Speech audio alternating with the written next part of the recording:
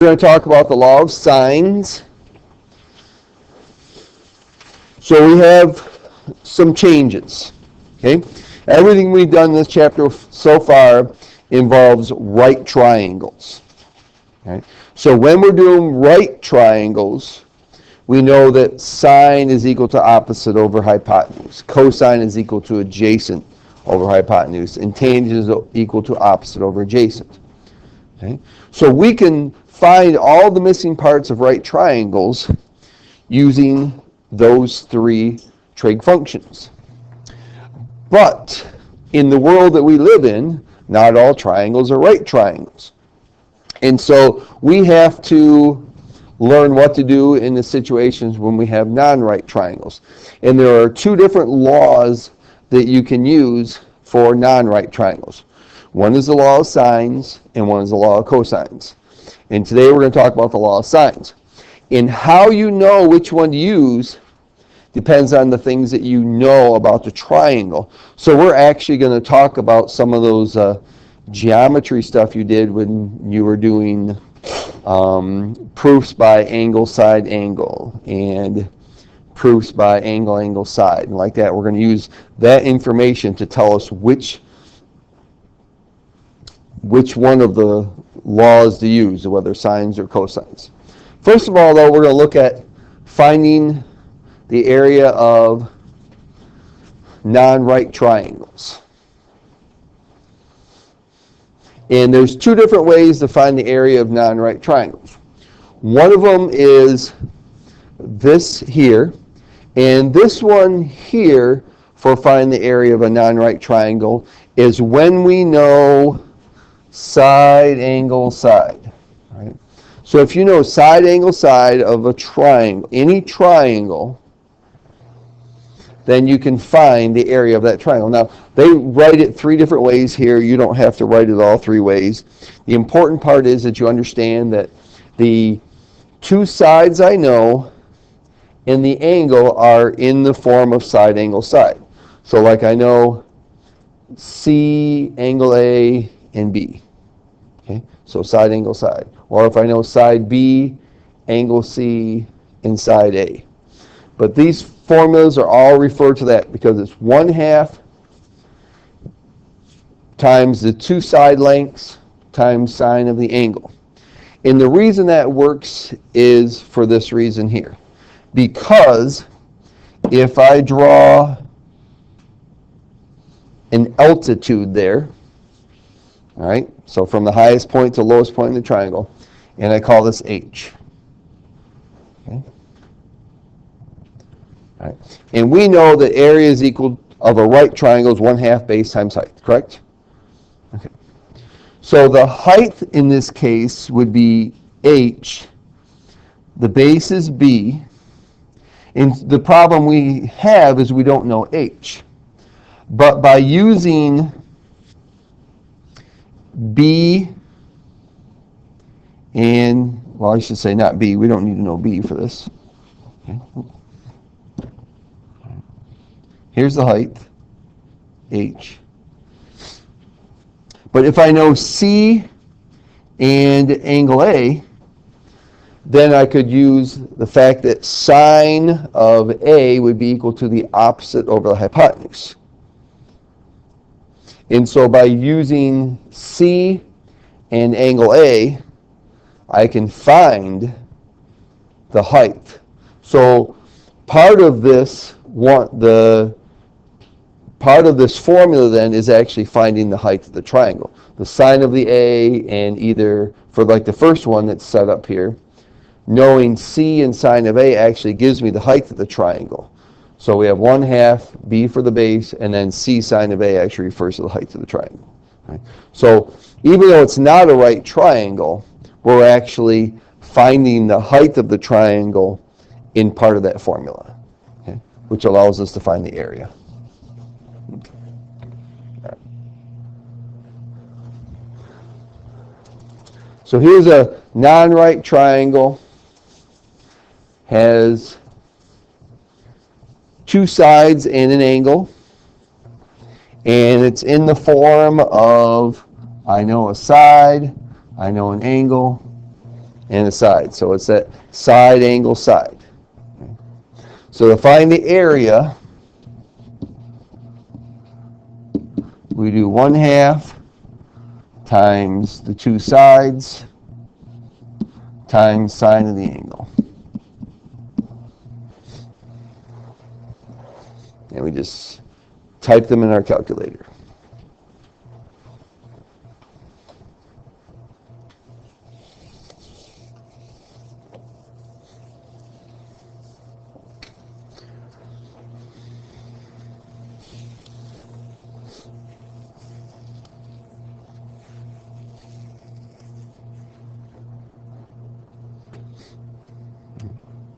And tomorrow we're going to talk about how do I find the area of a triangle if I know all three sides.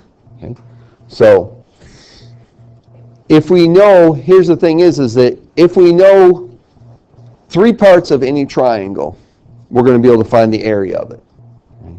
And even if it's set up a little bit differently, we could find those things using what we're going to learn in the next 2 days to be able to put it into this formula if need be. All right, so what'd you get? To the nearest tenth. 4.82? 4.8? Okay. So the area is 4.8 and square meters. Don't forget your units.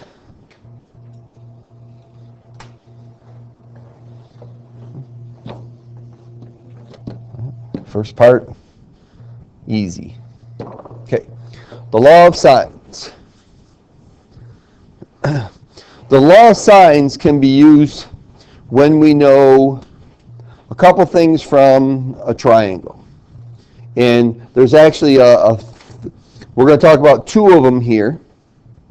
Actually, there's 3 of them that we're going to talk about. One of them we're not going to work with today because it's a situation where there can actually be 2 different triangles are possible.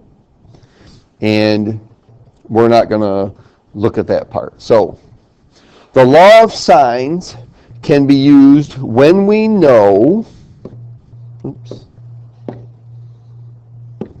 either angle, angle, side, or angle, side, angle.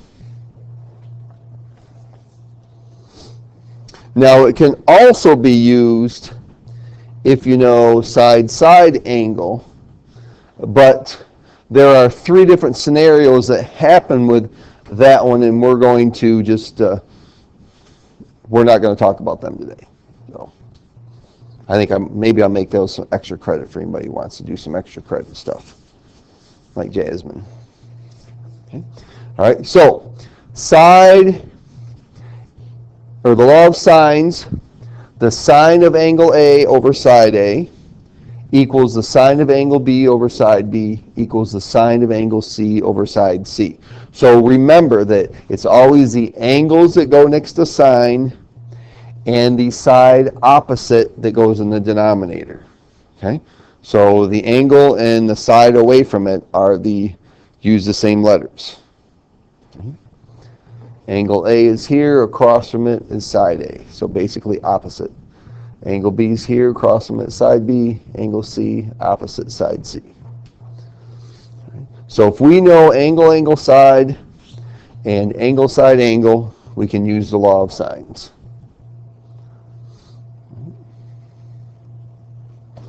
So we'll look at this triangle first.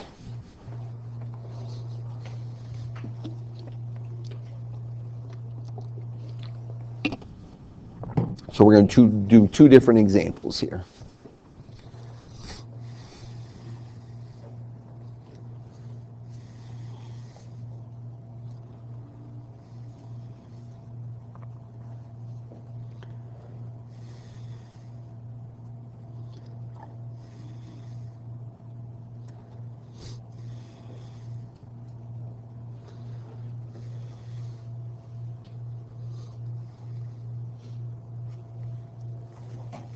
All right. So remember, the first thing I always do is draw the picture on your paper. So put the triangle on your paper so you have it there you can work with. and they want us to solve this triangle. What does it mean to solve the triangle?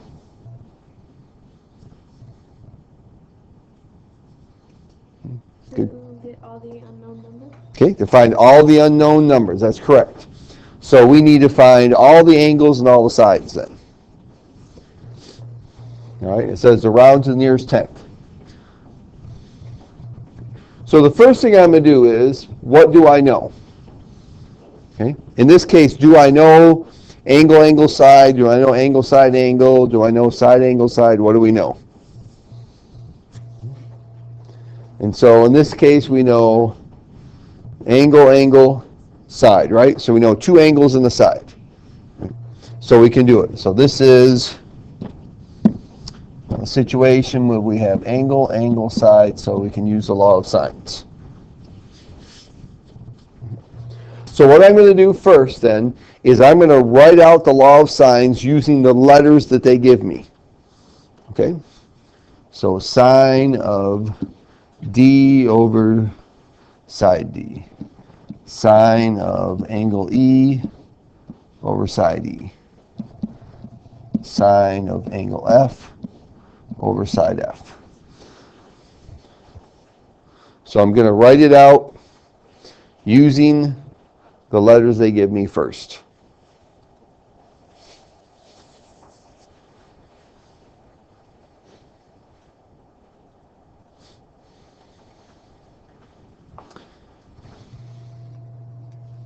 And then I'll fill in what I know. All right, angle D is 33 degrees. And I don't know side D.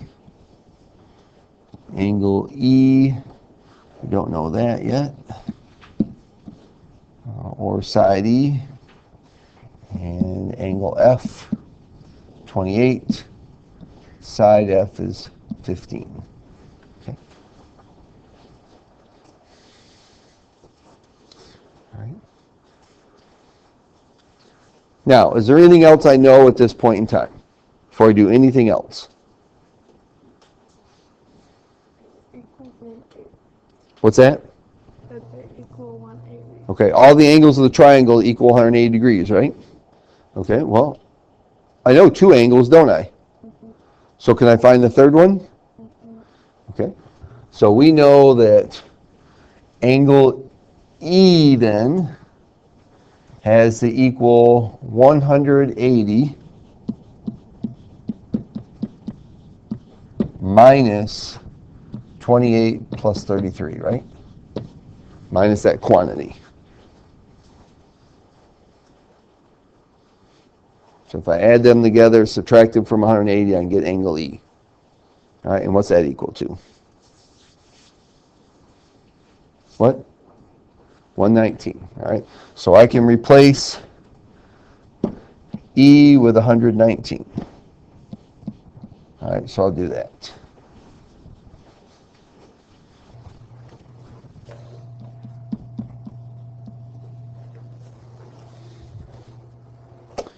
Okay, now, one of the things we did in the warm-up was work with proportions. So we have this set up, as long as we have angle, angle, side, or angle, side, angle, we can set this up so that we can work with proportions. So I find the fraction that I know everything of. Okay, right now we know both the f's, right?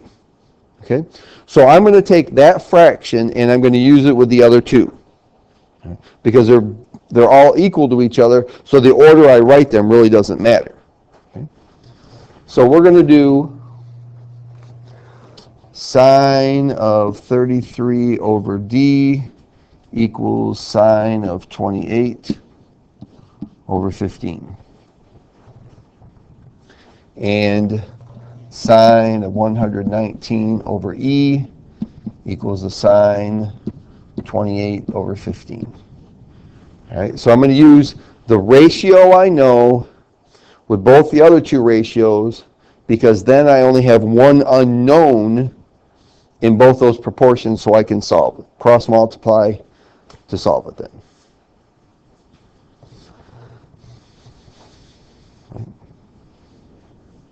So 15 times the sine of 33 equals d times the sine of 28. Now divide by the sine of 28.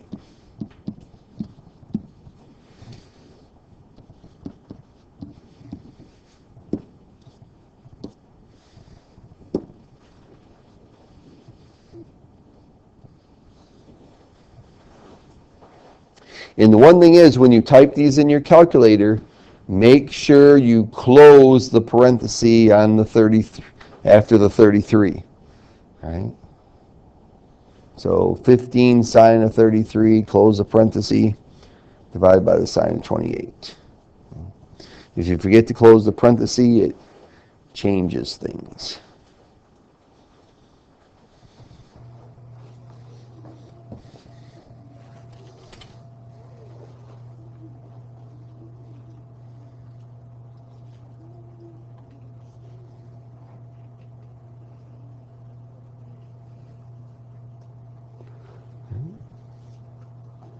So what's D?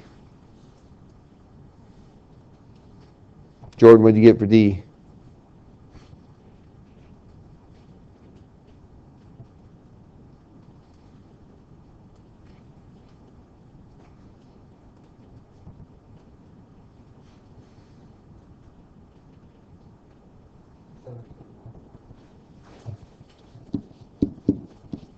Okay. Everybody agree with that?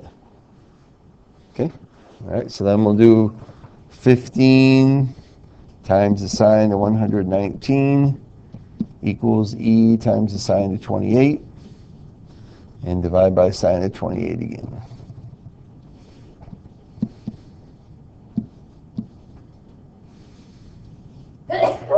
Bless you.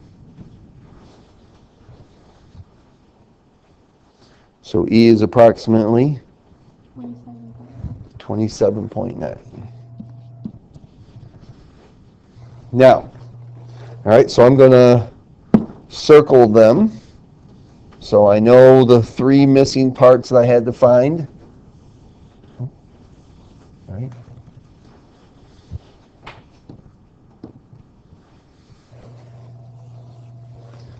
Side D, side E, and the measure of angle E. Now, here's one of the things that you always need to check. All right. Which angle is the largest? E. Which side is the longest? All right. So you need to verify that you did it correctly to do that, to make sure that if angle E is the biggest angle, side E is the longest side. And side or angle F is the smallest angle, so side F should be the smallest side. So make sure you verify those just by a quick check. Longest side across from the biggest angle, and so on. All right, let's look at another one.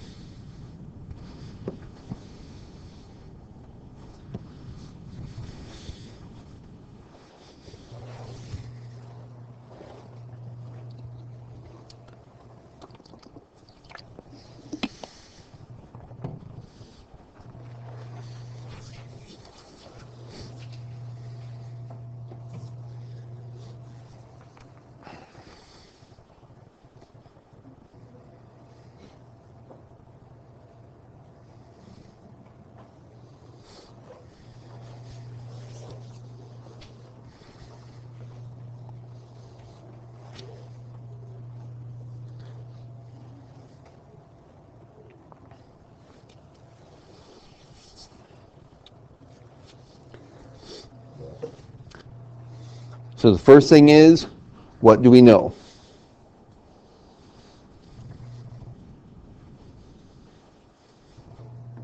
In this case, it's what?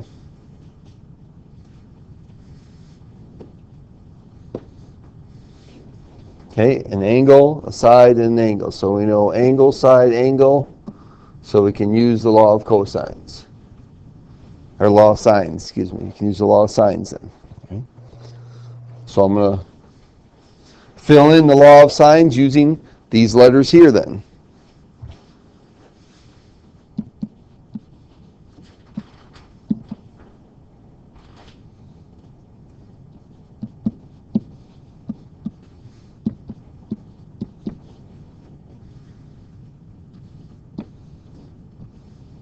We have a little misrepresentation on our triangle, right? Mm-hmm. Did you guys write the correct things?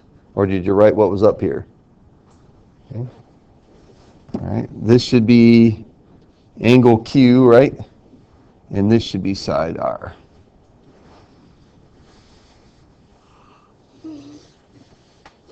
Testing you to see if you're thinking this morning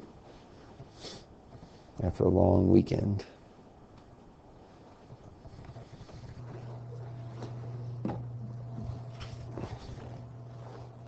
All right. So before we even fill in any numbers, is there anything I can find first?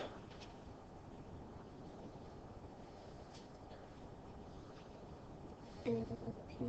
Okay, I can find angle P. Since I know angle Q and angle R, then I can find angle P.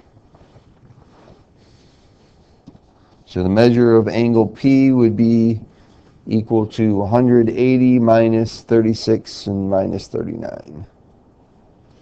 So let's see, that's 75, so 105 degrees.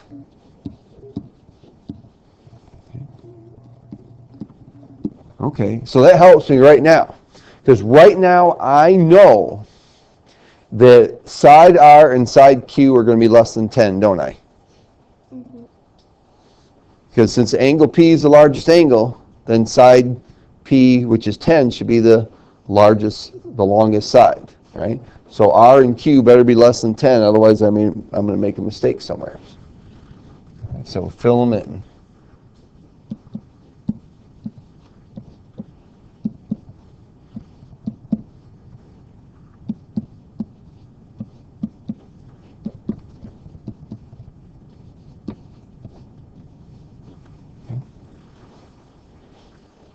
So the ratio I know, which in this case is the one in the middle, I'm going to put with each of the other two and solve them to find those two missing sides.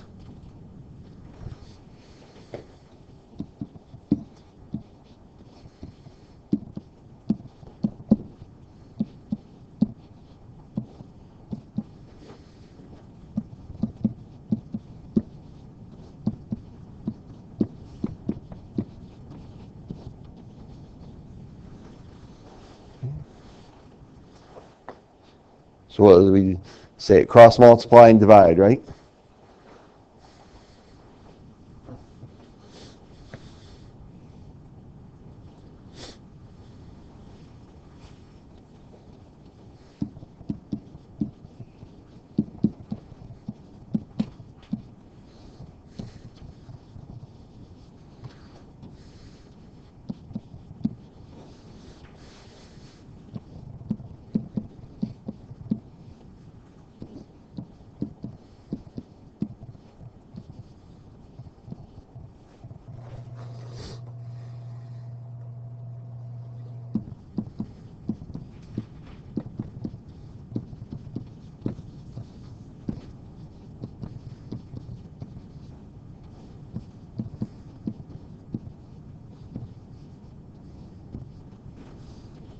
All right. So what did we get for R?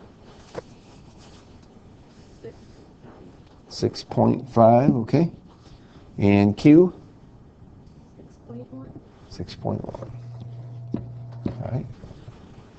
All right, and that should be the case because we know that angle R is bigger than angle Q, so side R should be bigger than side Q. Good. So the biggest thing with the law of sines is making sure that you have everything set up correctly. Make sure you put everything in the right spot. Once you do that, then finding those missing parts is not that difficult. Just a little cross multiplication then.